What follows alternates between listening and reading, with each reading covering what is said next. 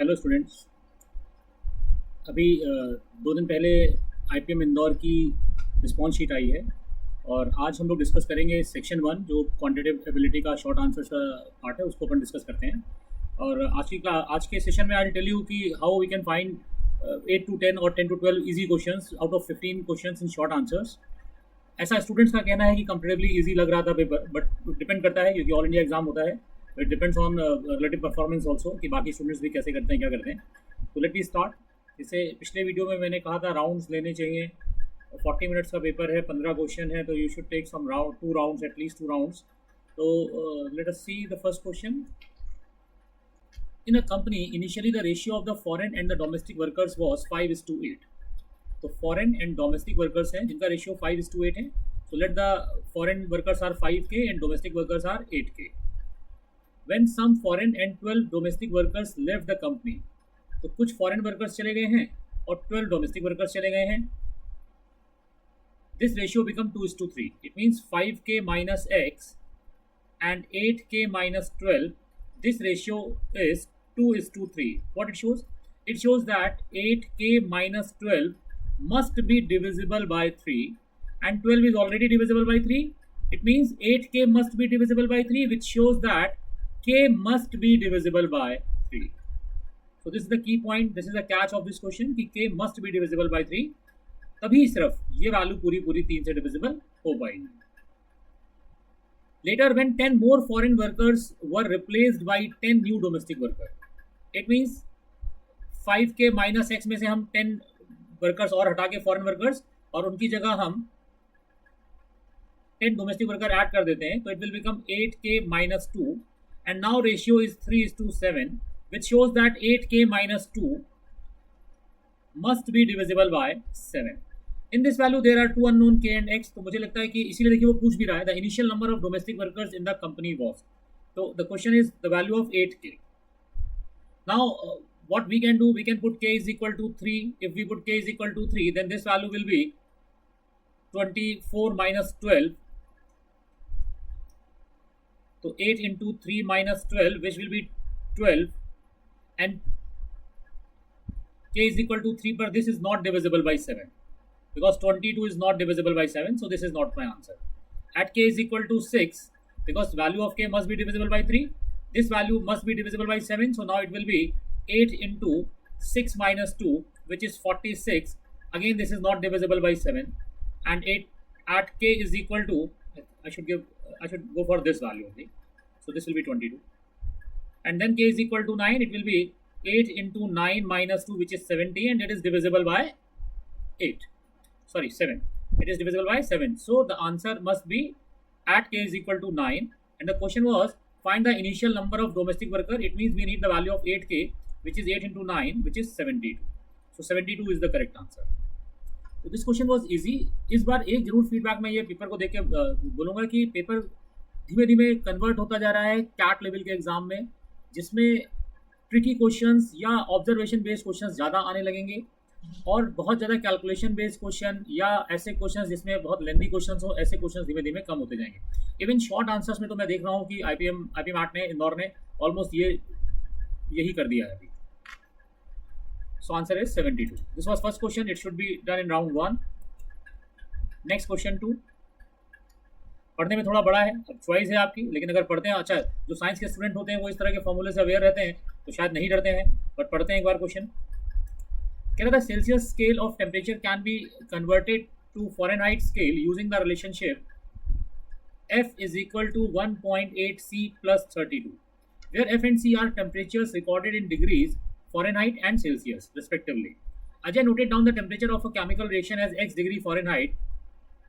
तो एक बार उसने Fahrenheit की वैल्यू x में ले ली है, but reported it as x degree Celsius by mistake, और उसने उसी को x Celsius में ले लिया। If this led to a recording of the temperature that was 144% higher than the actual temperature in Celsius scale, then x equals। तो देखिए यहाँ पर हम एक बार f की वैल्यू s रख दें, बिकॉज एक्चुअल वैल्यू में f x रिएक्शन का जो रियल था वो x डिग्री फॉरेनहाइट था। तो if this is x, then x is equal to 1.8 C plus 32. So from this C will be x minus 32 upon 1.8. But he reported it x degree Celsius, यानी कि C is equal to x भी उसने ले लिया. In this led to a recording of the temperature that was 144% higher than the actual temperature in Celsius. यानी कि this value is 144% higher than this value. It means my equation will be x minus 32 upon 1.8. 144% higher means 244% into 244 by 100 and this value should be equal to x. अपने को ये question solve करनी है, देखते हैं जरा. जैसे में आगे एक जीरो और बढ़ा लेते हैं.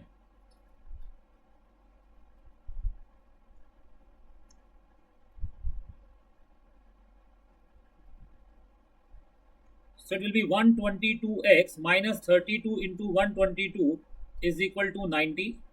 So it will be 32x is equal to 32 into 122. 32 cancel हो गया and x is equal to 122 and this is my answer. तो again this was easy question. थोड़ा लैंग्वेज में इंटरप्रिटेशन सही होना चाहिए, लैंग्वेज का इंटरप्रिटेशन. तो अगर आप लैंग्वेज सही समझते हैं तो ये क्वेश्चन भी राउंड 1 में इजी था, करने लायक सवाल था. Next the question of profit and loss. Ram purchased 3 oranges at rupees 30. It means cost price of oranges is equal to 3 into 20 which is equal to 60 rupees. And CP of mangoes बहुत लिखना नहीं चाहिए वैसे तो paper में, but that is 5 into 38, that means 190. So net cost price is 250 rupees. By offering discount 25% and 20%, तो oranges वो बेच रहा है 25% डिस्काउंट पे और मैंगो सेल कर रहा है 20% डिस्काउंट पे. We know that discount is always on mark price. अब कह रहा है कि mark price of oranges and mangoes respectively. Okay, if he earn a profit of 50% on selling the oranges alone. अब वो ऑरेंज सेल करने में 50% प्रॉफिट ले रहा है. इट मीन्स ऑरेंज वो 60, टोटल कॉस्ट प्राइस वो 60 इंटू 1.5, दैट मीन्स 90 रुपीज में सेल करेगा. तो selling price of oranges is equal to 90 rupees and a total profit of 32% on selling the all fruits. और net total selling price क्या हो जाएगा? Total SP will be 250 into 1.32 because 32% profit is percentage increase. तो आपसे पूछ रहा है then the mark price of each mango. Mango पे he is giving 20% discount. That means selling price of mango जो होगा वो होगा 5 into marked price of one mango, let x into 80% because he is giving 20% discount. So now 90 plus selling price of oranges plus selling price of mangoes is equal to total selling price. Okay, now this will be 250 into 1.32 will be, so 4x is equal to 13.2 into 25 minus 90.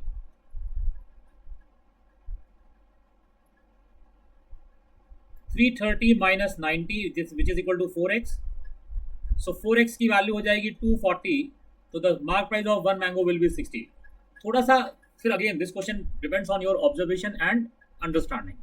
आप question सही से interpret कर रहे हैं तो better. आपको देखिए क्या क्या है, आपको दोनों कॉस्ट प्राइस दिए हुए हैं, आपको मार्क प्राइस दोनों में डिस्काउंट गिवन है, एक का आपको सेलिंग प्राइस भी गिवन है. अगर आप चाहें तो ये मार्क प्राइस निकाल के भी कर सकते थे. और उसके बाद आपको सेलिंग प्राइस मैंगोज का निकालना है और टोटल सेलिंग प्राइस आपको दिया हुआ है. तो एक सेलिंग प्राइस आपको दिया हुआ है, एक निकालना है और टोटल दिया हुआ है आपको. तो आप मैंगोज का सेलिंग प्राइस निकाल के उसका मार्क प्राइस निकाल सकते हैं.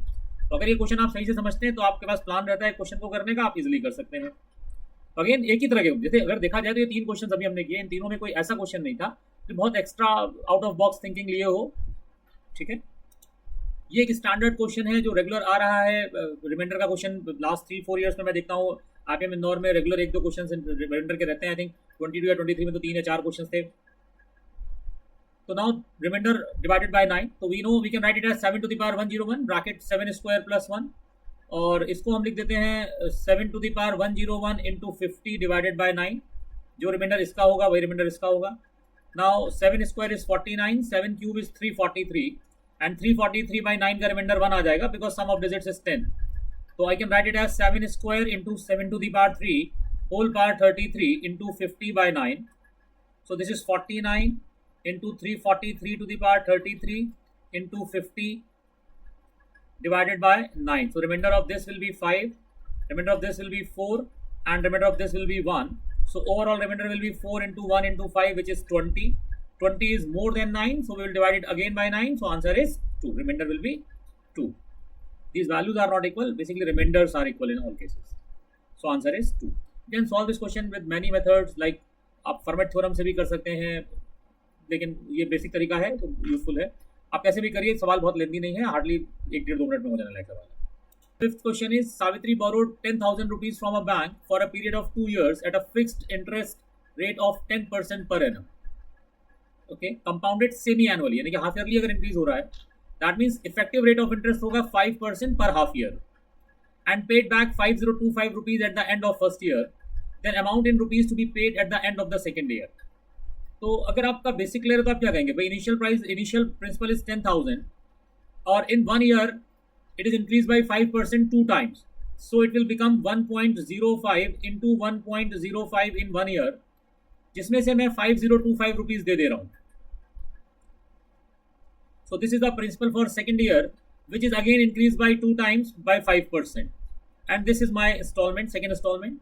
तो वो क्वेश्चन है, फिर से समझ लीजिए. इनिशियली 10,000 रुपीज थे, आफ्टर 1 year में चूंकि पार्शियली पेमेंट कुछ कर रहा हूँ, पार्शियल पेमेंट, तो मैं पहले 1 year के बाद का अमाउंट निकाल लेता हूँ और उस अमाउंट में से मैं पहली इंस्टॉलमेंट सब्ट्रैक्ट कर देता हूँ. तो remaining amount will be the principal for the second year, which is again we will increase by 5% for 2 times. So now this value will be, तो 105 का स्क्वायर आप मल्टीप्लाई कर लें, बहुत लोग ट्रिक्स भी जानते हैं इन सब चीज़ों की, तो इट विल बी 11025. ठीक, तो 1.1025 into 10,000 will be 11025 minus 5025 and again this into 11025 with decimal. तो अगर अपन 11,025 से 5,025 घटाएंगे तो it will become 6,000 into 1.1025, it will be 1102.5 into 6.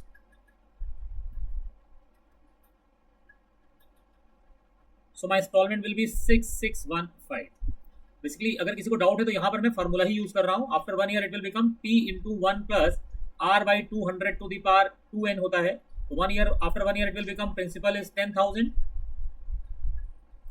rate is 10 by 200 whole power 2. अगर 1 साल की बात है तो there are 2 half yearlies. तो again this is again easy question. अगर आप वेल प्रिपेयर्ड हैं, आपने प्रिपरेशन करी है और केसेस मतलब क्वेश्चन सॉल्व किए हैं, हर तरह के जितनी भी तरह के स्टडी मटेरियल्स में रहते हैं या बुक्स में रहते हैं, तो ये क्वेश्चन आपका इजीली डूएबल है. आप इसको प्रिपरेशन में कहीं ना कहीं करके गए होंगे. एक ही पजल थी, चलिए इसको भी अभी देखते हैं. कह रहा 5 friends A, B, C, D and E go on a trip together. Each of them likes at least one of the following 3 activities. Countryside sightseeing, तो इसको हम लोग नाम दे देते हैं चलिए CSS. Shopping S and adventure sports यानी कि AS. तो 3 तरह की एक्टिविटीज हैं और 5 लोग गए हुए हैं. अब वो कह रहा है no 2 friends like exactly the same set of activities. एक और बात उसने कही है, each of them like at least one of the following 3 activities. At least 1 का मतलब हुआ या तो एक एक्टिविटी प्लान करेगा कोई, या 2 एक्टिविटी या तीनों एक्टिविटी. अगर हम फुल कॉम्बिनेशन देखें तो एक कॉम्बिनेशन होगा आपका अकेले CSS का, एक होगा S का, एक होगा AS का, फिर एक होगा CSS प्लस S का, एक होगा CSS प्लस AS का, एक होगा S प्लस AS का, और एक कॉम्बिनेशन आपका तीनों का हो जाएगा CSS plus S plus AS. तो टोटल 7 कॉम्बिनेशन ही पॉसिबल है अगर हम सारे कॉम्बिनेशन ले लें, एक एक्टिविटी, 2 एक्टिविटीज या तीनों एक्टिविटीज के. अब पहला वो कह रहा है no 2 friends like exactly the same set of activity. तो अगर no 2 friends like exactly the same set of activity, इसका मतलब ये 7 5 लोगों में डिस्ट्रीब्यूट हो गए, 2 एक्टिविटीज, दो सेट रह जाएंगे. A, B and E like exactly 2 activities each. इसका मतलब this set and this set belongs to either A, B और E, यानी कि A, B, E इनमें एंगेज हो ही जाएंगे. तो A, B, E के लिए मेरे पास ये 2 वाली सेट हो गई, लेकिन कौन किसमें होगा ये अपन नहीं जानते, बट इतना हम जान गए कि इनमें से 3 लोग जो हैं वो इन 3 एक्टिविटीज में चले जाएंगे. D like only country side sight seeing, तो ये भी हमारा डी को चला गया, तो डी जो है that is only CSS. C likes more number of activities compared at D, इसका मतलब सी या तो 2 या 3 एक्टिविटीज लाइक करेगा, लेकिन 2 एक्टिविटीज के तीनों कॉम्बिनेशन मेरे 3 लोगों में डिस्ट्रीब्यूट हो गए. कैसे डिस्ट्रीब्यूट होंगे ये हम नहीं निकाल सकते. इसका मतलब सी जो है वो तीनों एक्टिविटीज में इन्वॉल्व होगा, तो सी की एक्टिविटीज हो जाएंगी CSS plus S plus AS. तो डिस्ट्रीब्यूशन तो मेरा हो गया. अब क्वेश्चन किस तरह के ये डिपेंड करता है. Late us see the first question. इसमें 2-3 क्वेश्चंस और थे तो मैं वो भी साथ में ही करा देता हूं. तो first question is the number of ways in which a pair of friends can be chosen for a trip from those who like adventure sport. एक तरह से वो पूछ रहा है एडवेंचर स्पोर्ट्स कितने लोग पसंद कर रहे हैं. तो देखिए चूंकि 2-2 के पेयर जब हमने बनाए थे तो CSS प्लस S का एक पेयर था, CSS प्लस AS का एक पेयर था और S प्लस AS का एक पेयर था. फिर से क्वेश्चन पढ़िए, the number of ways in which a pair of friends can be chosen for a trip. हमें पेयर ऑफ फ्रेंड चूज करना है for the trip from those who like as. अब एएस कितने लोग लाइक करते हैं? इन तीन में से कोई दो तो लाइक करेंगे ही करेंगे और एक बंदा ये लाइक करेगा। तो तीन में से अगर हम दो दो के पेयर बनाएंगे तो तीन पेयर बनेंगे। इसका मतलब इस क्वेश्चन का आंसर 3 हो जाएगा। अब कौन होगा उसने ये नहीं पूछा है, तो हमें ये टेंशन में नहीं लेना है कि यार ए होगा कि बी होगा, उसने पूछा ही नहीं है। उसने कहा जो लोग एएस पसंद करते हैं, जो the person who like adventure sports, उनमें से अगर हम दो दो के पेयर बनाएंगे तो कितने बनेंगे? क्योंकि तीन लोग एएस होंगे ही होंगे, चाहे जैसे भी लीजिए इनमें से, तो उनमें से हम दो दो के पेयर बनाएंगे तो तीन पेयर हम बना पाएंगे। So this was the question from this puzzle. और देखते हैं दिस वन, सेम क्वेश्चन है। 5 friends A B C D E go on a trip together. Question पूछ रहा था number of friends who like both shopping and adventure sport. Shopping and adventure sport both. तो देखो shopping and adventure sport एक तो सी पसंद करेगा ही करेगा, और एक वो बंदा करेगा जो पेयर में शॉपिंग एंड एडवेंचर स्पोर्ट्स में होगा। तो इस क्वेश्चन का आंसर 2 हो जाना चाहिए। क्लियर है? Question was what? The number of friends who like both shopping and adventure sports. तो शॉपिंग एंड एडवेंचर स्पोर्ट्स में एक ये बंदा हो जाएगा, जो भी हो, ए बी ई में से कोई भी हो सकता है, और एक सी तो होगा ही होगा। तो क्वेश्चन नंबर 6 का आंसर मेरा अगर 3 है तो this was question number 10। So 10th का आंसर 2 हो गया, ये शॉर्ट आंसर है। और भी क्वेश्चन थे इस पजल पर, देखते हैं क्या क्वेश्चन और था। Of friends that like country side sight seeing, CSS. तो पूछ रहा है कितने फ्रेंड्स सीएसएस लाइक करते हैं। तो 15th क्वेश्चन वो भी यहीं पे कर देते हैं। तो सीएसएस लाइक करने वाला देखो, एक डी हो गया, एक सी हो गया, और इसमें से दो तो होंगे ही होंगे। So answer is 4। क्लियर? तो ये तीनों क्वेश्चन इजी थे। कुछ चीजें मतलब इतनी कठिन ये पजल नहीं थी, इट वाज इजी पजल। तो 3 क्वेश्चन आपके ये हो गए, तो 8 क्वेश्चन हो गए, 5 + 6 10th एंड 15। तो 8 क्वेश्चन ये आपके 40 मिनट से बहुत आराम से एक तरफ से ही हो जा रहे थे। तो पेपर लोग कह रहे हैं ऐसा इजी है, हो भी सकता है, but again point is the same कि कंपैरेटिव मतलब जब कंपटीशन में एग्जाम होते हैं तो कंपैरेटिव परफॉर्मेंस भी मैटर करती है कि सब लोग कैसा कर रहे हैं। ABCD is a cyclic quadrilateral with AB is equal to 15, BC is equal to 20, CD is equal to 24, A, B, C, D and AC is 25। आपको AD निकालनी है, तो लेंथ जरूरी नहीं, स्केल पे फिगर मैंने नहीं ड्रॉ किया है। तो AB is 15, BC is 20, AC is 25, CD is 24। It was very easy question. We all know if the sides are in the ratio of 3:4:5, then it is a right angle triangle. So this angle must be 90 degree. And because this is a cyclic quadrilateral, so sum of opposite angle must be 180. So this angle is also 90 degree. And if this is right angle triangle, then we know that 24, 7, 25 is a Pythagorean triplet. Or we can find it x. We can take it as x. Then 24 square plus x square is equal to 25 square. So x square is equal to, you solve it, so 625 minus 576, which is 49. So x is equal to 7. May be cut off high जा सकता है, कह नहीं सकते, but paper जिस तरह का है उस तरह से ये सब सवाल तो इजी है। This is a question of time, speed and distance. A man starts walking from point A to point B at 4 km/h। Okay, after 30 minutes a woman starts from point A at 6 km/h। तो after 30 minutes woman start with speed 6 km/h, जब तक man कहीं आगे पहुंच गया होगा। If the women reaches point B 20 minutes earlier than the man. अब women जो है वो पहुंच गई यहाँ पर और मैन उसके 20 मिनट बाद पहुंचा। इसका मतलब मैन 30 मिनट एक्स्ट्रा यहाँ चल रहा है और 20 मिनट एक्स्ट्रा यहाँ चल रहा है। इसका मतलब वुमेन का टाइम मैन के टाइम से 50 मिनट एक्स्ट्रा है। आपको डिस्टेंस निकालनी है, तो easy, x/4, this is the time of man minus time of women and that is equal to 50 minutes, but chunki speed is in km/h, so we should convert time in hour. So this will be 3x minus 2x is equal to 5/6, so x is equal to 10 km. Again this is an easy question. 8th question. Okay, so easy है, आप इसको तो मुझे लगता है कई तरह से कर सकते हैं। आप इक्वेशन टाइम में बना के कर सकते हैं। हमने क्योंकि लेंथ निकालनी थी, डिस्टेंस निकालनी थी, तो मैंने डिस्टेंस में इक्वेशन बना दी। नेक्स्ट, ये क्वेश्चन राउंड 2 में रखना चाहिए। वैसे तो डिटरमिनेंट का क्वेश्चन है, where a b and c are real number such that a + b + c = 0 and abc is not equal to 0। तो abc is not equal to 0 ये रिप्रेजेंट करता है कि इन तीनों में कोई 0 नहीं होगा, but the value of determinant m is equal to 0। आपसे maximum possible value of a² + b² upon c² पूछ रहा है।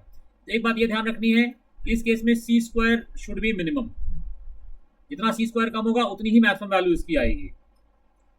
तो करने के लिए राउंड 2 में करना चाहिए, मैं यहाँ पे कर देता हूँ। चलिए पहले अपन क्या करते हैं कि इससे इसको घटा देते हैं और इससे भी इसको सबट्रैक्ट कर देते हैं। तो it will become 1a square 0 b minus a b square minus a square 0 c minus a c square minus a square.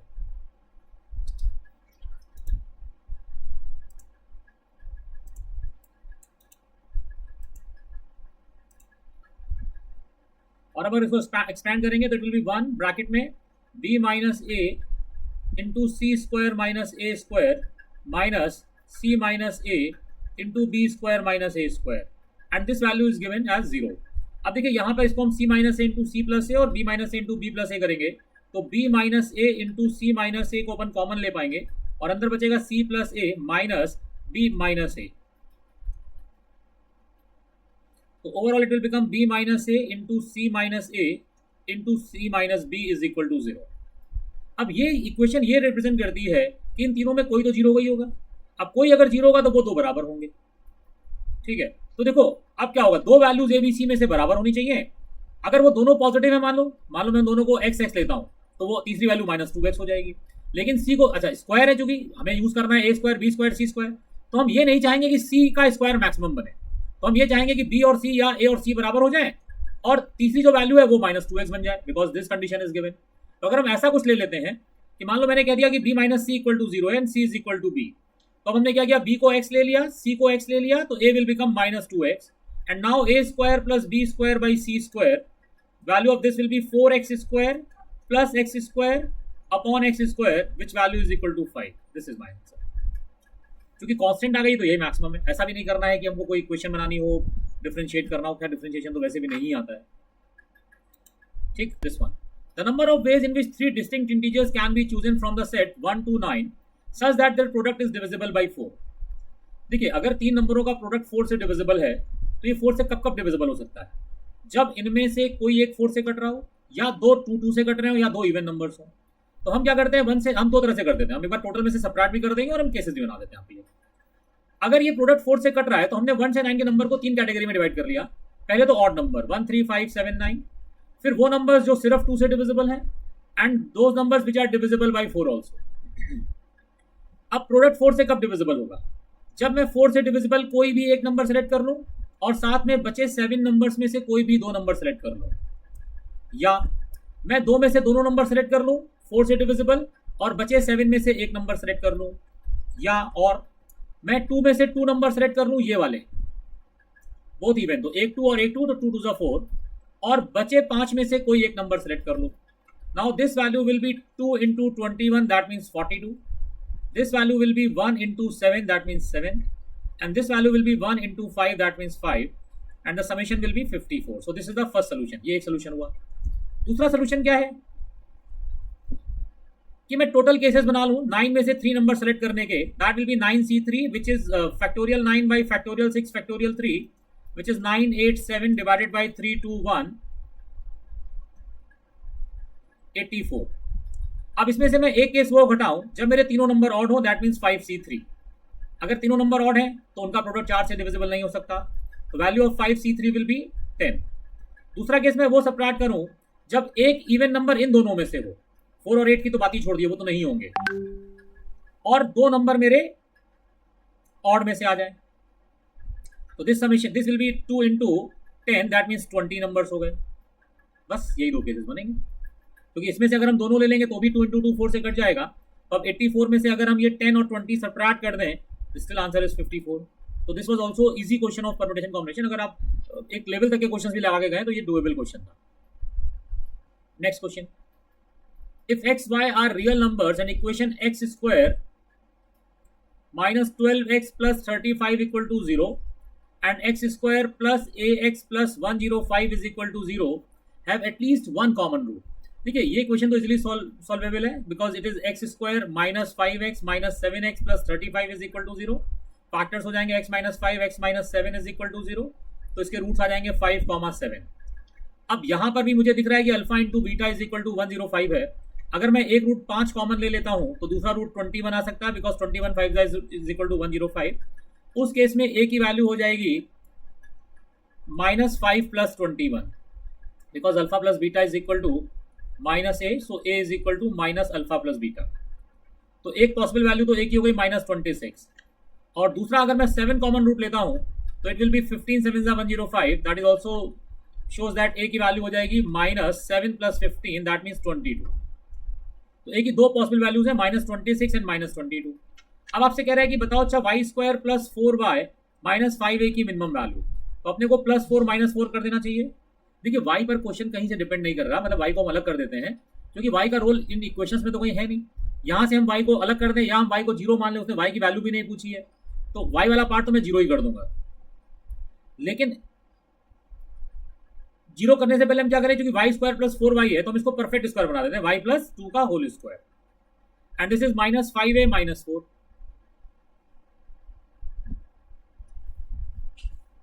ठीक, अब a की वैल्यू हम इन दोनों में से रख लें। अच्छा, अब ये 0 अगर हम कर देते हैं तो जो मिनिमम वैल्यू हो गई वो -5a -4 हो गई। तो अब अगर हम इसमें से -26 रखें या -22 तो ये पॉजिटिव बन जाएगा। तो -26 पे लेकिन ये बड़ी वैल्यू आएगी, -22 रखने पर it will be -5 into -22 -4, तो 110 -4 which is 106।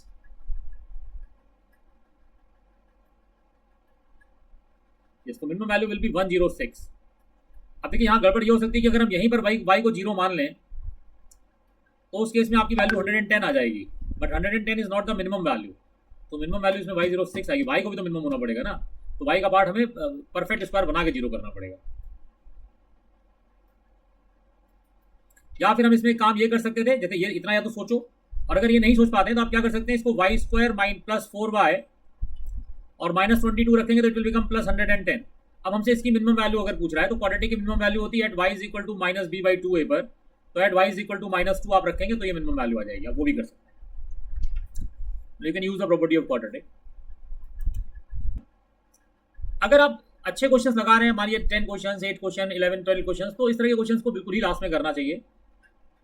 लिखा है mod n plus 6 minus mod n minus 3 divided by cube root of 100 minus under root of 100 minus n cube, and this value is greater or equal to 0। अगर आप mod समझते हैं, mod जानते हैं, तो mod की थ्योरी से करेंगे तो आपको क्लियर है कि यहाँ पर mod के लिए मुझे -6 और 3 ये क्रिटिकल पॉइंट्स दिए हैं। तो या तो मैं 3 के ऊपर की वैल्यूज लूंगा, या मैं ये वैल्यूज लूंगा, या फिर मैं ये वैल्यूज लूंगा। तो देखिए अगर मैं 3 के ऊपर की वैल्यूज लेता हूँ तो ये सब कुछ पॉजिटिव आएगा, ऊपर वाली वैल्यूज, तो मॉड ऐसे ही ओपन हो जाएंगे, तो it will B n plus 6 when n is greater or equal to 3 minus n plus 3 divided by under root of 100 minus n cube. This value will give you 9 upon under root of 100 minus n cube. Okay, चूंकि n is an integer और n हमने 3 से बड़ा या बराबर लिया है तो n की वैल्यू 3 रखेंगे तो भी ये पॉजिटिव आएगा। आप चाहे तो क्रॉस चेक कर लें, 9 upon under root 100 minus 27, n is equal to 4 पे भी ये पॉजिटिव आएगा, because 9 upon under root of 100 minus 64, but n is equal to 5 पर नहीं आएगा, बिकॉज फिर ये वाली नीचे वाली वैल्यू नेगेटिव बन जाएगी। तो फॉर n ग्रेटर और equal to 3 there are only 2 values.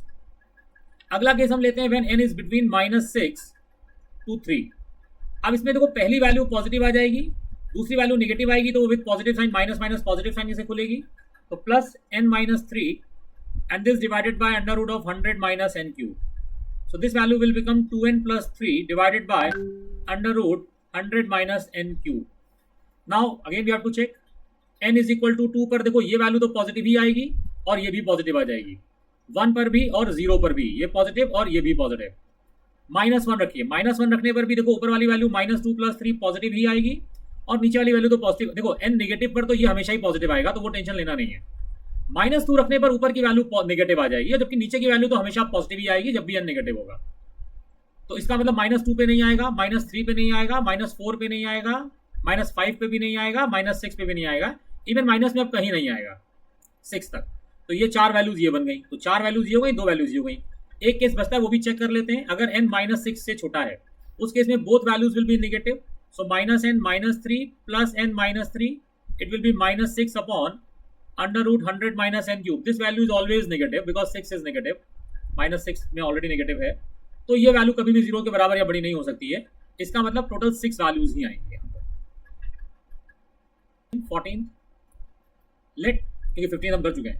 Let S denote an arithmetic progression whose first term is either 132 or 158.